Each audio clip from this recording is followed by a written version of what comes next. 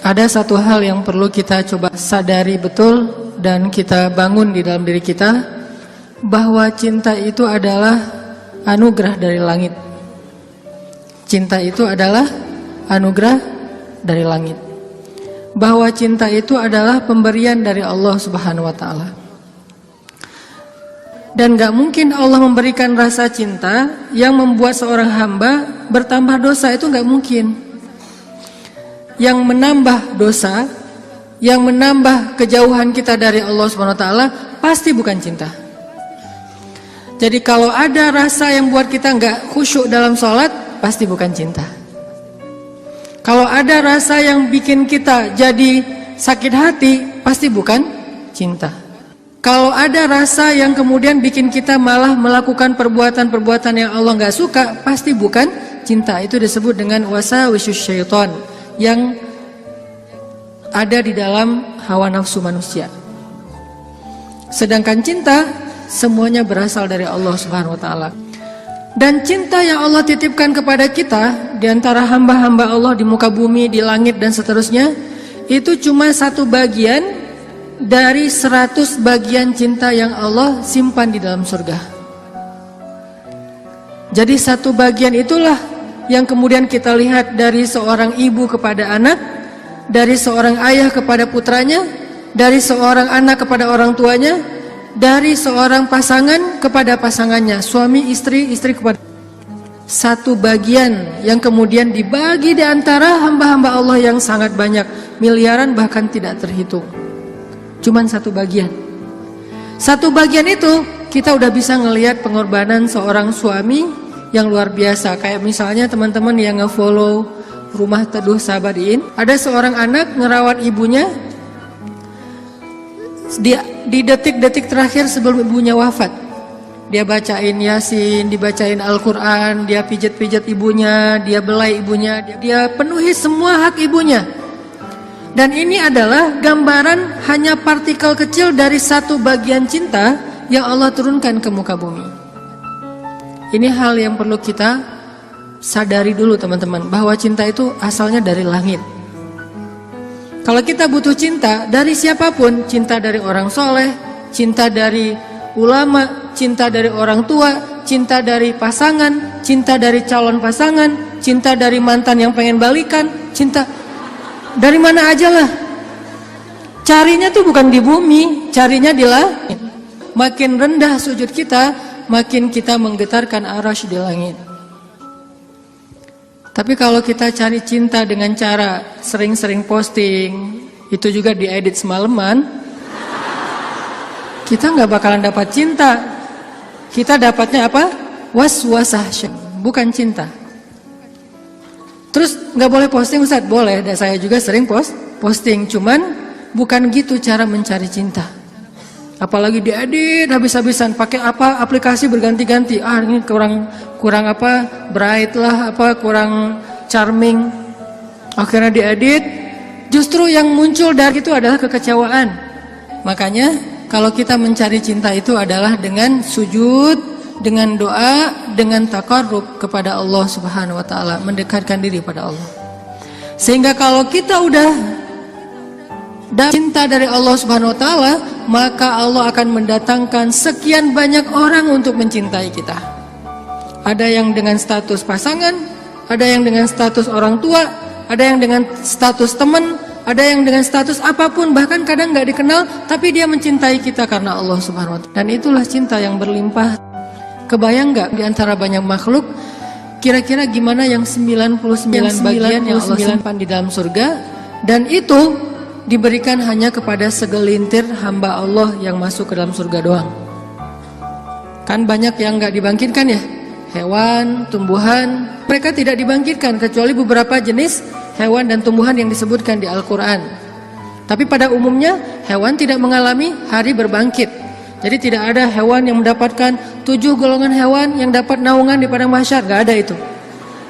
Yang ada manusia. Kalau hewan ngikut manusia, kalau dia berjasa dalam dakwah manusia dia terlibat. Tapi pada umumnya hewan dan tumbuhan itu tidak dibangkitkan. Padahal jumlahnya miliaran. Itu adalah satu cinta dibagi rata. Gimana 9 cinta dibagi kepada sedikit hamba Allah Subhanahu wa taala. Makanya Allah mengatakan di dalam surga itu la khaufun 'alaihim wa la hum yahzanun. Di surga itu tidak ada rasa takut, tidak ada rasa kecewa. Nggak ada lagi di surga itu adegan live group, itu udah nggak ada.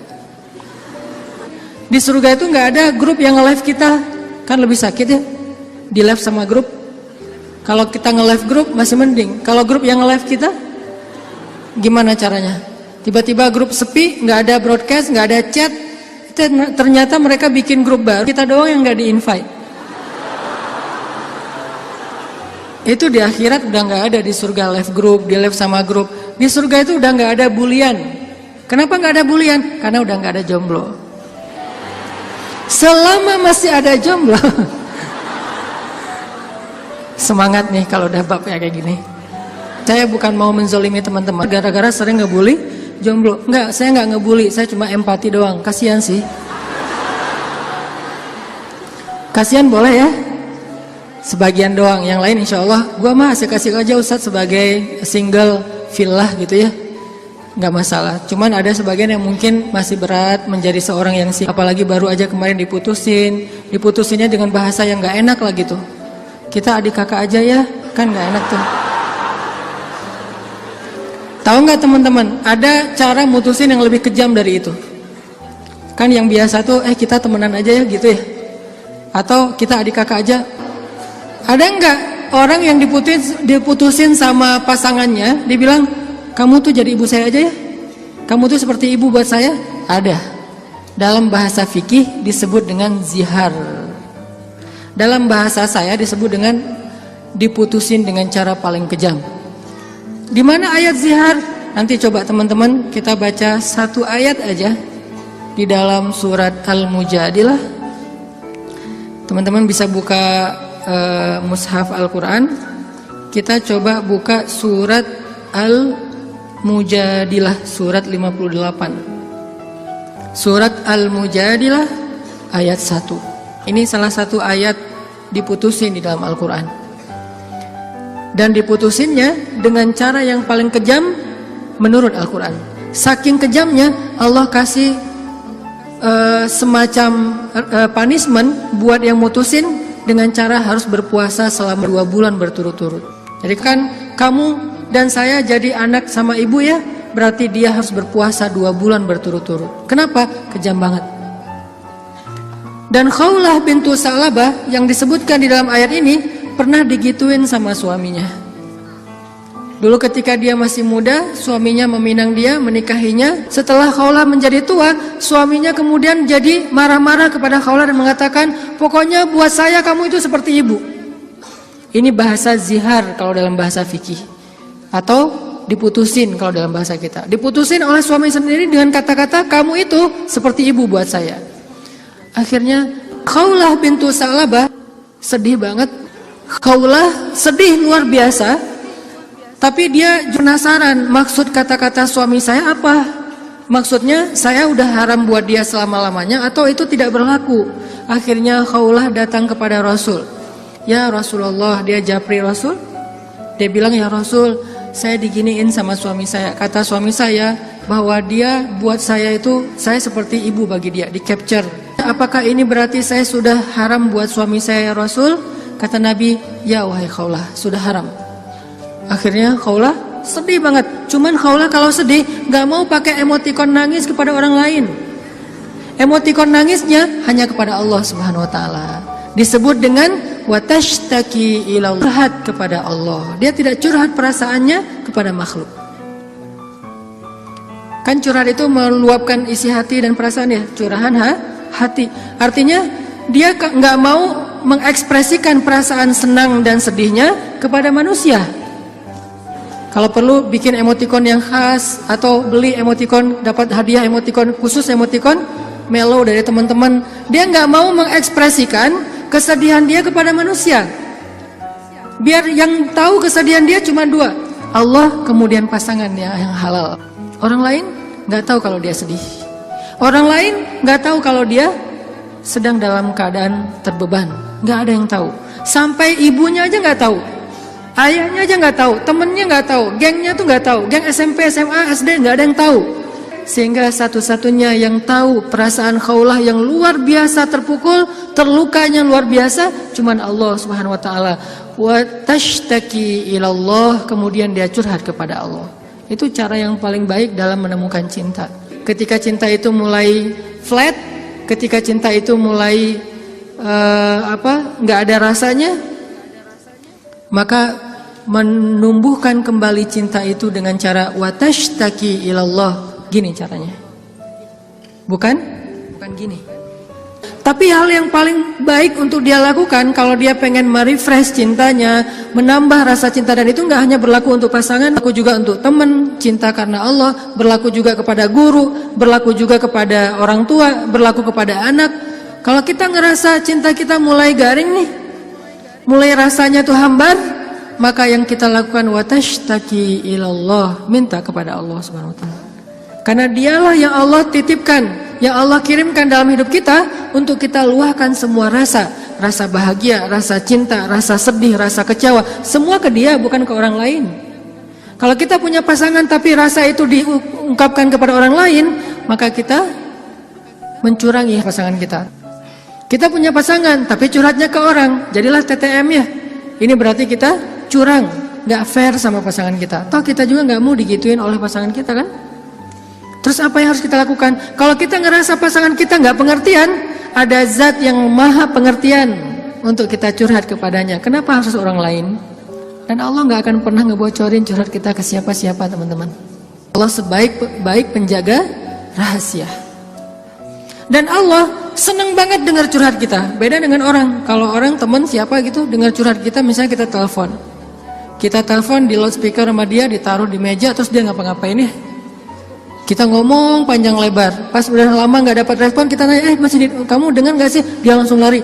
Ada yang lebih parah lagi tuh, bukan cuma di loudspeaker, kita baru mulai curhat, dia balik curhat. Aku habis dimarahin sama suami aku. Wah, laki-laki tuh emang kayak gitu. Gue juga tiap hari dimarahin. Tahu nggak gimana cara dimarahin? Panjang tuh. Akhirnya malah dia yang curhat. Kita curhat, dia jadi dapat banyak info, akhirnya dia nikung. Oh, parah banget ya. Pernah ditikung sama teman curhat? Ada sahabat Nabi yang pernah ditikung. Ditikung fisabilillah. Namanya Abu Darda. Abu Darda, temenin aku dong. Ngapain? Ngelamar seorang perempuan, seorang cewek, soleha, hafizah, cantik, terpelajar. Kayaknya nih calon makmum ideal banget. Kenapa ideal? Yang salah baca ketika sholat dia bisa benerin. Tapi insya Allah imamnya nggak bakalan salah baca. Kalau yang dibacanya Al-Ikhlas ya. Gua mah pede nggak nyari makmum yang hafiz-hafiz banget. Kenapa? Karena kalau ngimamin surat Al-Ikhlas jadi nggak pernah salah. Salman ngajak Abu Darda. Abu Darda nemenin, datang ke rumah cewek itu. Pak, saya mewakili Salman, pengen ngelamar anak bapak, putri bapak. Kata bapak ini, ya udah saya tanyain dulu ke putri saya, kalau dia setuju nanti saya nikahkan kalian. Harus nanya dulu ke perempuannya, ke putrinya, karena nggak boleh nikah paksa dalam Islam. Sama dengan nggak boleh menghalangnya yang sudah punya niat baik untuk menikah. Sama dengan kita menghalang-halangi anak kita untuk datang ke masjid beribadah. Calon mertua. Nggak boleh menyusah-nyusahin anak kita yang pengen beribadah. Apa ibadahnya? Nikah. Bukankah nikah itu setengah dari agama? Selama itu kita perhatikan bukan sesuatu yang sangat beresiko, yang terlalu terburu-buru, ceroboh, maka biarkan mereka melihat kebesaran Allah Subhanahu wa taala di dalam rumah tangganya. Rumah tangga seperti usaha dibangun dari nol, tiba-tiba Allah kasih banyak kemudahan setelahnya. Udah selesai lamar, ditanya sama ayahnya kepada putrinya, "Nak, gimana tuh ada satu orang cowok di depan ngelamar kamu? Yang mana?" Itu yang Salman, yang orang Asia. Anaknya kemudian keluar ngintip. Ngintip bahasa kita stalking. Karena ada seorang perempuan dilamar, kemudian dia nggak pede gitu. Dia bilang ke Rasulullah, "Ya Rasulullah, boleh nggak kalau saya tuh aib saya bahwa dia kepalanya ini rambutnya banyak yang sudah rontok karena penyakit. Kemudian dia bilang, boleh nggak saya pakai rambut palsu atau saya tutup rambut saya dan saya nggak kasih tahu ke siapa-siapa kalau rambut saya itu udah rontok. Kata Nabi, sampaikanlah. Jadi nggak perlu diedit, nggak perlu dibikin yang sekeren mungkin, tapi kemudian orangnya kecewa. Dia stalking, oh itu cowoknya. Kalau yang di sebelahnya itu Abu Darda, ya sudah. Akhirnya si cewek menerima lamaran, tapi bukan untuk Salman, untuk Abu Darda. Datang bapak itu, alhamdulillah saya udah bicara dengan anak saya. Oh gimana Pak? Salman udah deg-degan gitu. Sabar ya Salman, ternyata anak saya belum berkenan untuk menikah dengan Salman. Oh nggak apa-apa Pak, cuman anak saya ternyata ridho menikah. Oh apa-apa. Jadi nggak enak hati gitu kan. Aduh Salman, ini bukan saya loh ya, mintakan tadi kamu dengarkan saya ngomong apa. Kata Salman, udah biasa aja kali Abu Darda, tapi saya nggak mau nikung kamu. Udah nggak apa-apa, kan Allah menciptakan kita berpasang-pasangan, masing-masing udah ada takdirnya. Akhirnya Abu Darda nggak enak banget. Si bapak juga terlalu vulgar. Harusnya kan biarin dulu mereka pulang di Japri ya. Abu Darda balik kan bisa ya. Abu Darda ditelepon gitu balik, mau ada yang diobrolin. Kenapa di depan Salman? Sehingga Salman jadi sedih. Enggak, ternyata mereka paham. Cinta mereka itu karena Allah Subhanahu wa taala. Kalau belum berjodoh berarti emang bukan itu cintanya. Dan mereka tidak akan memberikan hatinya, karena hati itu satu-satunya organ di datu yang paling berharga, dan dia nggak akan ngasih kecuali kepada orang yang sudah berakad, saya terima nikahnya, dan kemudian dikatakan oleh saksi sah. Kecuali saksinya mantan, itu nggak bakalan sah. Saya terima nikahnya. Gimana saksi? Belum. Oh ya, ulangi lagi. Udah 100 kali, belum aja. Kenapa? Saksi nggak bisa move on. Yang lebih berat tuh bukan saksinya yang mantan, KUA-nya yang mantan. Tuh parah tuh. Ini kenapa ya persyaratan nggak ada yang lengkap ya? Semuanya persyaratan kurang aja gara-gara KUA-nya adalah mantan. Nauzubillah ya. Kan pernah viral tuh di Instagram yang seseorang ngelakuin kriminal kemudian disidang. Kebayang gak sih pas lagi disidang gitu ternyata ketua majelis hakimnya itu mantan kita. Wah, jadi kamu setelah putus dari aku jadi gini? Iya, aku nggak bisa hidup lagi tanpa kamu. Ya udah apa? Kamu saya vonis menikah dengan saya. Nggak penting juga. Nah akhirnya kita balik lagi ke cerita Khawlah. Khawlah curhat kepada Allah. Ketika ada masalah, Khawlah bilang, ya Rabbi ilahi. Dia curhat, dia nangis, dia habis-habisan hanya di hadapan Allah saja. Ketika di hadapan manusia, dia nggak mau menunjukin dirinya lelah di hadapan manusia. Dia nggak mau menunjukin dirinya fragile di depan manusia. Dia hanya menunjukkan kelemahan dirinya di hadapan Allah. Allah ilahi, saya fakir sedangkan engkau maha kaya. Saya lemah sedangkan engkau maha perkasa. Saya bodoh sedangkan engkau maha bijaksana. Saya bingung sedangkan engkau maha tahu segala-galanya. Kita tunjukkan semua kelemahan kita, curhatnya kepada Allah, jangan kepada makhluk.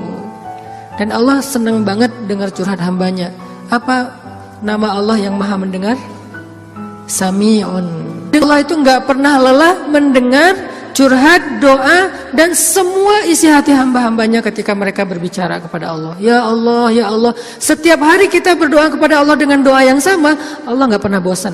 Makanya Allah As-Sami', yang maha mendengar. Makin panjang curhat kita, Allah makin sayang sama kita.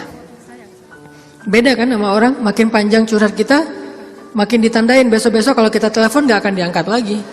Pura-pura sibuk lah. Terus kalau kita WA, japri gitu nggak dibaca-baca, pura-pura tadi tinggalan handphonenya apa segala macam. Karena gitu kita mau curhat, bukannya Allah mendengar doang, malah Allah mendatangi kita.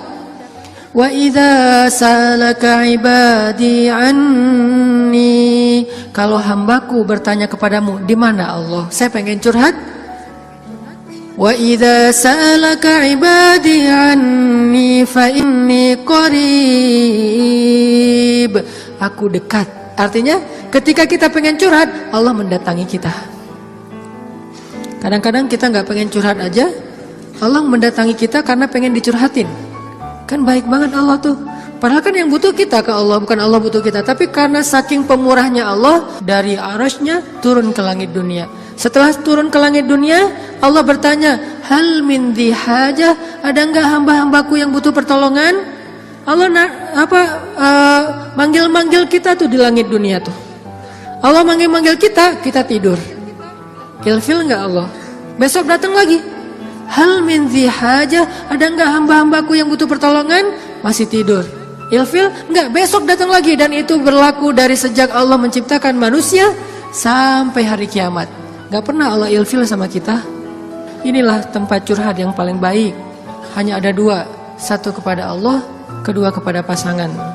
Kalau tidak ada pasangan, bolehlah sesekali kepada orang tua. Tapi kadang-kadang harus dibatasi juga. Karena ada hal-hal yang kalau kita sampaikan kepada orang tua, pasangan kita nggak ridho. Ketika kita ngomongin ke ibu kita, mungkin pasangan kita menjadi malu karenanya. Masalah nafkah mungkin. Kan itu harga diri suami banget ya.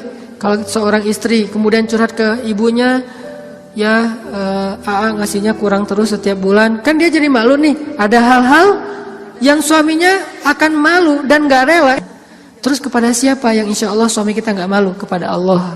Ya Allah, suami saya ngasih nafkah kurang terus udah berapa bulan. Saya sih berharap gak usah banyak-banyak ya Allah, 30 juta aja sebulan. Ini masih kurang 29 juta, kurang sejuta curhat ya. Karena suami kita juga curhatnya ke Allah. Ya Allah, saya pengen nambahin nafkah buat istri saya. Ya Allah, ya Allah, ya Allah. Dua-duanya curhat nih. Kalau perlu curhatnya sambil pegangan tangan, kan seru tuh. Coba kalau masih sendiri, pegangan tangan siapa? Gini-gini. Mana ya tangan? Kalau sholat tahajud berdua sama sendiri. Kalau sendiri, yang banguninnya alarm.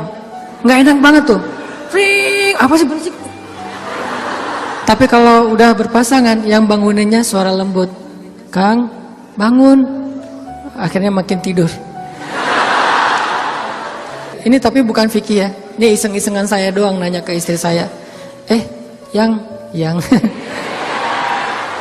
Kalau kita sholat tuh boleh nggak sih gandengan? Istri saya nanya, gandengan gimana? Jadi kita tengah malam tuh nanya-nanya kayak gituan. Gandengan gimana? Gini, jadi kita takbir terus. Boleh nggak sih kayak gitu? Nanya ya. Tapi kalau deketan boleh kan? Boleh. Ya udah deketan lagi dong. Lagi sah. Bisa nggak ngomong kayak gitu ke teman kos-kosan? Deket lagi dong. Bahaya. Makanya teman-teman curhat sama Allah SWT. Analogi dan contoh kasusnya mungkin masalah cinta dengan pasangan ya. Tapi moral of the story-nya itu bisa kita pakai dalam apa aja.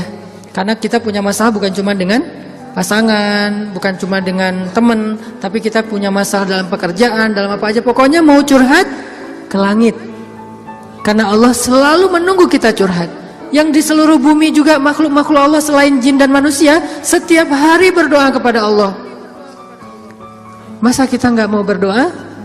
Kulla yaumin huwa fi sya'n wa la ya'uduhu hifdzuhuma. Curhat sama Allah. Akhirnya Khawlah udah selesai datang ke Nabi. Kalau bahasa kita kayak ngejapri ke Nabi gitu. Nabi bilang, kamu sama suami kamu sudah haram selama-lamanya. Karena zihar itu adalah tradisi Arab jahiliyah. Kamu buat saya seperti ibu. Itu tradisi Arab jahiliyah yang gak baik banget. Sangat-sangat tidak adil kepada perempuan. Jadi ini salah satu ayat bukti bahwa Al-Quran itu benar-benar turun untuk mengangkat kehormatan perempuan. Karena tradisi Arab jahiliyah, kalau dia udah mulai bosan sama istrinya, langsung dia ceraikan seumur hidup. Kenapa seumur hidup? Biar gak dapat waris, biar gak ada tanggung jawab apa-apa, nafkah segala macam. Kan curang banget kan? Dinikahi ketika muda, pas udah tua diceraikan tanpa ada harapan warisan dan nafkah lagi selama-lamanya. Ternyata Khawlah gak berhenti dengan bertanya kepada Nabi doang. Dia minta kepada Allah. Tadinya gak ada loh fikih zihar di dalam Islam tuh gak ada. Gak ada syariat hukum tentang bab zihar di dalam Islam. Baru ada setelah Khawlah curhat. Jadi bisa dibilang beberapa syariat Islam itu muncul hasil dari curhat-curhat para hamba. Apa arti Al-Mujadilah? Perempuan yang sedang curhat. Ini surat curhat di dalam Al-Quran. Akhirnya turun ayat, Allah sudah mendengar pembicaraan kalian berdua. Allah tahu banget isi japri-japrian kalian. Kemudian Allah mengatakan, zihar itu adalah dosa besar. Dan orang yang melakukan zihar tidak berlaku untuk istrinya. Tapi dia wajib menebus dosa itu dengan cara berpuasa 2 bulan berturut-turut. Suami dari Khawlah orang yang sudah sangat tua. Nabi panggil dia ke sini. Akhirnya sahabat nyari-nyari dia, dipanggil ke rumah Nabi. Kemudian Nabi mengatakan, sudah turun ayat tentang masalah kamu dengan Khawlah. Allah nggak redha dengan apa yang kamu lakukan kepada Khawlah. Akhirnya dia dimarahin sama Nabi. Kemudian Nabi mengatakan, ya Rasulullah, saya sadar, saya insaf, saya taubat. Terus gimana menebusnya ya Rasul? Kata Nabi, berpuasalah 2 bulan berturut-turut. Dia bingung. Rasul, saya ini laki-laki yang sudah tua. Jangankan 2 bulan berturut-turut, sehari aja batal. Nggak boleh batal sehari aja, nggak boleh. Kalau batal sehari, nggak bisa besok dilanjutkan, nggak bisa. Langsung mulai dari nol. Ya Rasul, saya puasa sehari aja nggak kuat, gimana 2 bulan? Rasul mengelus dada kemudian mengatakan, ya udah kalau gitu beri makan 60 orang miskin. Ya Rasul, nggak ada orang yang lebih miskin di daerah sini daripada saya. Akhirnya Nabi ngambil beberapa karung korma, dikasih ke dia, ngasih makan ini untuk keluargamu. Ini juga menjadi dalil gimana Islam itu agama yang sangat-sangat toleran. Allah pengen memudahkan kalian, Allah nggak pengen menyusahkan kalian. Semua syariat Islam itu adalah memudahkan kita, nggak ada yang menyusahkan kita. Semua syariat Islam itu gampang, simple, mudah, nggak ada yang susah. Salah satunya adalah menikah, itu mudah banget. Mana Ustadz? Buktinya masih banyak yang masih single. Berarti bukan Allah yang menyusahkan pernikahan, calon mertua tuh. Nah Allah mah memudahkan kan ya. Bayangin pernikahan itu kan simple ya. Akad nikah sederhana kan. Yang cuman saya nikahkan putri saya terima putri bapak dengan mahar sekian dibayar tunai, sah. Akhirnya berubahlah status, berduaan apalagi dan seterusnya apalagi dosa aja isinya. Sekarang berubah. Memandang aja berpahala. Apalagi ya memandang aja berpahala. Kebayang gak tuh? Memandang pasangan itu sama kayak memandang Ka'bah. Duduk sambil ngeliatin Ka'bah itu pahalanya kayak 2 rakaat sholat loh. Sholat mutlak. Berarti memandang istri yang lagi rempong sama dengan 2 rakaat sholat mutlak.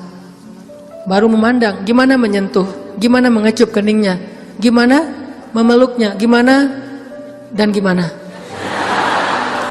Ibadah sholat mudah banget, nggak bisa berdiri, duduk, nggak bisa duduk, berbaring, nggak bisa sholat tepat waktu, dijamak, nggak bisa menjamak, dikosor, dikodok. Kenapa dikodok? Soalnya ketiduran. Yang penting jangan istiqomah. Masa mengkodok istiqomah ya? Jam 9 pagi, sholat apa itu? Kodok subuh. Sekalian dijamak dengan duha. Istiqomah udah setahun kayak gitu. Nah ini. Kayak misalnya kita pulang malam, belum isya nih. Tadi pas isya, pas lagi di jalan macet-macetan, sampai di rumah capek banget, mandi segala macam, makan, akhirnya ketiduran. Lupa kalau kita belum salat isya, bangun-bangun subuh, oh iya ya semalam saya belum isya. Gak apa-apa, lakukan ketika kita ingat. Karena itu lupa atau gak sadar atau gak tahu ilmunya. Balik lagi, akhirnya Allah turunkan ayat untuk ngebela Khawlah bintu Sa'labah. Kenapa? Curhat kepada Allah. Jadi butuh cinta, butuh ditambahkan rasa cinta, butuh diharmoniskan perasaan cintanya, minta kepada Allah karena cinta itu dari Allah Subhanahu wa taala, bukan dari makhluk. Hati kita itu ada di antara jemarinya Allah, ada di dalam genggamannya Allah. Kadang-kadang kita sendiri nggak berkuasa untuk nolak apa yang diinginkan oleh hati kita sendiri loh. Dan saya ngebuktiin banget, saya sering bilang saya itu bukan tipe istri saya banget.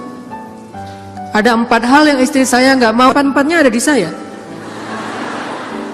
Ketika sebelum ketemu saya, pokoknya saya nggak mau ini. Aduh, nggak mau banget deh, nggak banget deh. Makanya jangan gampang nyumpahin ya. Nanti malah dikasih seperti yang kita sebutin. 4 hal yang saya nggak pengen banget ada suami saya yang 4 ini. Ternyata pada diri saya ada 4-4-nya. Ya Allah, tundukkanlah hatinya untukku, ditundukkan. Kok saya nggak bisa nolak kamu? Ya. Kuat-kuatan doa kan? Dia berdoa, ya Allah please jangan orang itu, ya Allah please yang dia. Kuat-kuatan doa, ya Allah jangan orang itu, please jangan orang itu, ya Allah please dia aja, jangan yang lain. Ustadz dilawan ya. Doa. Jadi minta sama Allah itu gampang banget loh. Hidup kita tuh cuma masalahnya cuma gini doang. Buat saya hidup saya itu modalnya bukan duit, bukan teman, walaupun itu semuanya penting dan berharga, tapi modal paling penting dalam hidup saya itu ini. Makanya saya nggak mau sama sekali menggadaikan doa dengan makanan yang syubhat dan haram, nggak mau saya. Misalnya jalan ke luar negeri kayak kemarin New Zealand, Jepang yang bukan, yang muslimnya minoritas kan susah nyari makan halal tuh. Mending lapar daripada saya akhirnya mencari-cari alasan, ini kan darurat kan udah nggak ada pilihan segala macam. Ini kan makannya ikan, tapi kan satu minyak dengan makanan yang nggak halal. KFC kalau di luar negeri itu halal. Mungkin kalau di Singapura McD KFC-nya udah ada label halal, tapi kalau di beberapa negara yang lain nggak ada label halal. Walaupun ayam kan bukan babi Ustaz, bukan pork, tapi kan dia nggak disembelih dengan nama Allah. Saya nggak mau. Pengen ngerasain gimana ya rasanya ayam goreng di mana gitu, ayam kriuk di mana, beda dengan di Indonesia. Tapi kan itu bahayanya bukan masalah hal haram, menggadaikan doa kita. Begitu kita makan, kenyangnya cuma sebentar, nanti juga udah lapar lagi, tapi doa kita ditolak 40 hari 40 malam. Dimana kalau pas lagi di luar negeri, terus kita ada masalah di imigrasi, pas di bandara, kita berdoa, gimana cara Allah akan mengabulkan? Kenapa? Modal kita dalam hidup tuh doa banget tuh. Saya ngerasa banget banyak keajaiban dalam hidup gara-gara berdoa. Bukan berarti saya udah soleh ya, bukan. Allah yang maha baik. Minta, ya Allah saya lagi butuh ini. Jadi duit kita teman-teman ada di sisi Allah. Jadi gak usah khawatir, tinggal minta. Teman-teman khawatir gak nyimpan duit di bank? Gak khawatir kan? Uang ada di bank 1M. Tenang kan? Kenapa kok tenang nitip uang 1M kepada manusia, tapi gak tenang menitipkan harta itu kepada Allah? Ini gak fair nih imannya nih. Kalau Allah lebih dahsyat daripada kartu dan buku rekening apa? Allah tidak pernah ingkar janji. La yukhliful mi'ad. Allah lah yang memberi kalian rezeki. Allah lah yang menjamin untuk kalian hidup. Sehingga buat saya pribadi, saya tuh orang kaya. Uangnya di mana Ustaz? Di Allah. Saya tuh orang kaya, punya banyak aset. Mana asetnya? Allah yang tahu. Saya nggak tahu, tapi Allah tahu. Kan gitu kan, sederhana sebetulnya, gampang banget. Duit ada di Allah. Sama kayak orang bilang, saya banyak duit, alhamdulillah sekarang ada beberapa ratus juta. Di mana? Di bank. Aman? Enggak. Walaupun kita merasa nyaman, tapi enggak aman. Kalau di Allah, kita enggak merasa nyaman, padahal itu yang paling aman. Tapi kan enggak ada wujudnya Ustaz. Emang di bank ada wujudnya? Tapi kan enggak ada bukti apa-apa segala macam. Apakah Allah pernah ingkar janji? Enggak pernah. Tapi nariknya gimana Ustaz? Kalau ke bank kita tinggal datang ke tellernya, kita minta. Kalau ke Allah lebih gampang, nggak perlu macet-macetan ke teller, nggak perlu ngambil nomor antri, tinggal gini doang. Lebih mudah. Nggak ada tapi untuk Allah. Tapi itu hanya berlaku buat kita. Sebaik apapun kita ada tapinya. Tapi kan dia juga manusia. Minimal. Kalau nggak, tapi kan dia nggak jujur. Tapi kan dia jahat. Tapi kan dia curang. Kalau dia orang baik, tapi kan dia manusia. Tetap ada kurangnya kan? Kalau Allah nggak ada tapinya. Allah nggak akan memberikan harta karena kekurangan. Allah maha kaya. Allah terlalu sibuk. Allah maha kuasa. Allah nggak dengar. Allah maha mendengar. Allah misalnya nggak melihat. Allah maha menyaksikan. Apa sih yang kita persoalkan dari Allah? Tinggal gini doang. Tapi saya udah sering gini nggak didengar sama Allah. Berarti kita nggak punya kontrak. Kontrak itu udah kita batalin dengan makanan yang haram. Kontrak itu udah kita batalin dengan memutuskan silaturahim. Kontrak itu udah kita batalin dengan berburuk sangka kepada Allah. Itu kan yang membatalkan kontrak. Begitu kita berburuk sangka kepada Allah, apa sih maunya Allah nih? Ya Allah, please tolong saya dong. Tapi ngomongnya apa sih maunya? Allah, batal kontraknya. Harusnya kita mengatakan, ya Allah, bantu saya ya Allah. Saya yakin tidak ada sesuatu yang sia-sia dari takdirmu. Kita berbaik sangka kepada Allah, maka Allah pasti akan menunaikan janji. Wa aufu bi ahdi, ufi bi ahdikum. Tunaikan janji kalian kepada aku tunaikan janji aku kepada kalian. Modal itu doa banget, teman-teman. Doa banget. Cinta, mau dapat sahabat, mau dapat pasangan, mau dapat kasih sayang orang tua, mau dapat doa dari orang-orang soleh, mau dapat rezeki yang berkah, mau dapat terutama cinta dari Allah. Caranya adalah menengadahlah ke langit, bukan ke bumi. Sujudlah di bumi, lalu memintalah ke langit. Maka Allah Subhanahu wa ta'ala akan melimpahi kita dengan rasa. Tinggal kita yakin aja sama Allah. Masalah yakin inilah yang membuat kita kadang-kadang jadi harus menunggu. Menunggu keajaiban dari Allah tergantung tingkat keraguan. Makin besar ragu kita, makin lama kita menunggu datangnya pertolongan Allah. Makin kuat keyakinan kita, makin cepat datangnya pertolongan Allah. Orangnya soleh banget, imannya pasti kuat tuh. Tapi dia belum ditolong aja sama Allah. Nah, berarti kita belum paham cara Allah menolong kita.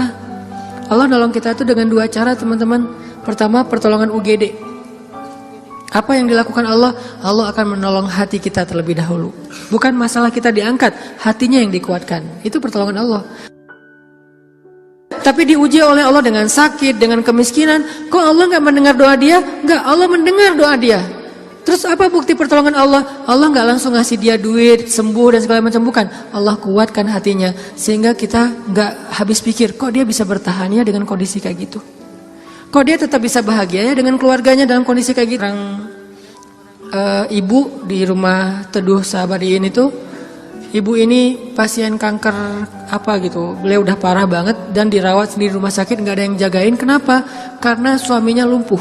Kebayang nggak tuh ujian rumah tangga? Anaknya masih kecil-kecil. Salah satu anaknya tuh SMA ngurus ayahnya. Sementara suaminya lumpuh udah nggak bisa ngapa-ngapain, maaf. Buang air kecil air besar di tempat tidur, semuanya di tempat tidur, nggak berdaya. Istrinya kanker stadium lanjut, dirawat di rumah sakit Hasan Sadikin, tapi nggak dapat kamar sehingga harus bolak-balik. Kalau bolak-balik ke rumah jauh, akhirnya tinggal di rumah Teduh. Cuman yang pertanyaan istri saya agak heran, udah berapa lama suaminya lumpuh? Udah 3 tahun. Istri saya ngelihat anaknya baru 1 tahun. Loh, anaknya baru 1 tahun ya? Iya. Suaminya udah lumpuh 3 tahun. Terus gimana caranya? Maksudnya masih bisa dikasih keturunan, yang penting jangan dibayangin aja. Nggak boleh ngebayangin. Kita hanya ngebahas hikmah. Bukan kok bisa ya? Masya Allah luar biasa ya. Allah masih tetap ngasih kebahagiaan kepada mereka. Anak bayi sebagai hiburan buat mereka. Kalau suaminya lagi kangen anaknya dibawa ke rumah. Kalau istrinya lagi kangen dibawa ke rumah sakit. Ganti-gantian, penyejuk hati mereka. Allah pengen menguatkan hati mereka dengan sakitnya lewat seorang bayi. Itu cara Allah menolong kita teman-teman sebelum diangkat masalah kita. Sehingga jangan salah paham, kalau ada orang soleh miskin, kalau ada orang soleh sakit, kalau ada orang soleh kena musibah terus. Mungkin Allah tidak langsung menyelesaikan masalah dia, tetapi Allah lebih suka untuk menjaga hati dia, karena dengan cara kayak gitu Allah akan terus dekat dengan dia. Kadang kalau kita diselesaikan masalahnya oleh Allah, tiba-tiba jadi jauh kan? Ya Allah tolong saya, tahajud 1 juz 1 malam. Luar biasa tuh kalau lagi ada masalah. 1 masalah selesai, gak usah tahajud, sholat aja dijamak lagi tuh tadi. Maghrib dijamak dengan isya, zuhur dijamak dengan asar, subuh dijamak dengan duha. Jadi sehari menjamak 3 kali sholat. Kenapa? Udah gak ngerasa butuh sama Allah. Allah tahu itu. Makanya nih kayaknya hambaku nih kalau aku tolong nanti jauh lagi, sementara aku kangen. Kan tetap happy, tetap bahagia. Yang gak bahagia itu orang yang lihat. Yang justru gak tega itu yang ngelihat, yang ngerasain. Biasa-biasa aja. Saya kadang-kadang gak habis pikir dengan beberapa orang teman saya, soleh banget, hidupnya tuh susah banget. Kerjaannya gak jelas, penghasilannya gak seberapa, anaknya banyak, dan sering nunggak gitu di sekolah teh. Tapi saya lihat keluarganya, anak-anaknya senyum-senyum semuanya, pada hafal Al-Quran, suami istri akur, segala macam. Kok mereka bisa bahagia dengan modal hidup yang cuma segitu, sementara ada keluarga lain yang modal hidupnya berlimpah tapi gak bahagia. Karena yang ini ditolong hatinya, yang itu tidak ditolong hatinya. Minta aja sama Allah, apapun masalah kita. Apalagi cuma masalah perasaan hati, Allah bolak-balikan hati sesuka Allah. Gampang banget buat Allah. Kadang-kadang yang saya cerita, ketika kita terbesit dalam hati aja Allah wujudkan kan. Kayak ada seorang ibu di Dumai, cuman terbesit di hati, gak ngomong loh. Tiba-tiba saya kepikiran pengen ke Dumai. Kenapa Ustaz? Gak tahu, pengen aja ke Dumai. Akhirnya kita ngumpulin tuh daftar yang ngundang di seluruh Indonesia, terus kita yang nentuin mau kemana.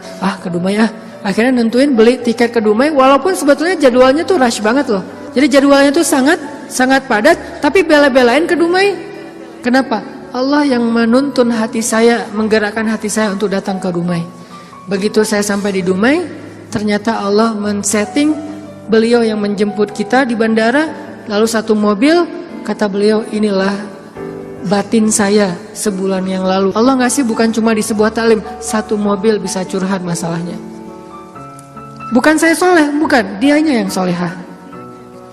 Allah yang maha baik. Dan kita bisa banget. Jadi kalau orang bisa datang ke kita lewat doa, berarti jodoh juga bisa datang ke kita lewat doa. Tinggal kuat-kuatin aja doanya kayak tadi. Saya pernah satu raudhah dengan seorang calon pejabat ya. Satu raudhah, dia lagi umroh, saya juga lagi umroh. Kita satu karpet hijau tuh raudhah. Kebenaran saya tahu beliau dan gak setuju dia menjabat karena banyak mudaratnya daripada manfaat. Dan saya tahu karena mau menjabat waktu itu, dan saya tebak-tebak aja nih, kayaknya doanya supaya dia dipilih nih. Dia doa di sebelah saya juga doa di sebelah dia. Saya doanya pas dengerin kayaknya khusyuk banget doanya, nangis-nangis itu. Ya Allah, tolong jangan kabulkan doa orang di sebelah. Karena mudaratnya lebih banyak, saya nggak rela banget dia yang berkuasa karena bahaya banget. Jelas doa itu yang paling luar biasa. Sama kayak kita menjalani hidup, ada masalah dikit tinggal gini kan. Sama kayak kita ada asuransi, ada masalah dikit tinggal klaim. Cuman ngeklaim asuransi kan lama nih. Kita harus bayar 200.000 dulu, kita harus ada prosesnya dulu. Kalau ke Allah, kenapa kita ngeluh? Kok lama banget ya Allah, kok lama banget? Enggak, kalau kita yakin akad kita dengan Allah di sini. Makin kuat di sini, makin cepat Allah menolong kita, dan itu ajaib banget. Saya nolak kalau misalnya Allah mau mendatangkan sesuatu dalam hidup saya, gimana pun ditolak tetap akan datang. Tetap akan ketemu. Alam yajidka yatiman fa'awah wa wajadaka dhallan fahada wa wajadaka ailan fa'aghna. Itu yang jadi modal kita. Bukankah dulu kita pernah ngalamin masa-masa sendiri kemudian Allah beri kita keluarga, masa-masa ketika kita bingung Allah beri kita petunjuk. Fa'ammal yatima fala taqhar wa ammas sa'ila fala tanhar wa amma bi ni'mati rabbika fahaddis. Apa maksud wa amma bi ni'mati rabbika fahaddis? Nikmat Tuhanmu itu dibicarakan. Maksudnya apa? Untuk membuat kita makin yakin sama Allah. Ya, dulu kan Allah pernah nolong kita. Dulu kita pernah lapar, Allah yang beri kita makan. Dulu kita pernah bingung di sebuah kota mau kemana, Allah kasih kita tempat tinggal. Dulu kita pernah bingung sendiri, Allah kesepian sendiri, Allah kasih kita keluarga. Itu yang dibahas untuk tajdidul iman, memperkuat iman kita kepada Allah Subhanahu wa taala. Jadi kesimpulannya teman-teman, bahwa kita butuh apa aja mintalah sama Allah, termasuk cinta. Jangan begging kepada manusia, karena itu akan menjatuhkan harga diri kita. Kalau mau begging, mengemislah kepada Allah Subhanahu wa taala. Makin kita mengemis kepada Allah, makin Allah angkat derajat kita. Makin mengemis makin mulia. Kalau ke manusia, makin mengemis makin hina. Mudah-mudahan ini menjadi booster buat kita, bukan hanya dalam masalah pernikahan, tapi juga dalam semua masalah hidup kita. Dan la tahzan, innallaha ma'ana. Gak usah khawatir, jangan sedih, jangan putus asa. Allah itu selalu bersama kita. Kenapa kita tidak mengandalkan ini dalam hidup kita?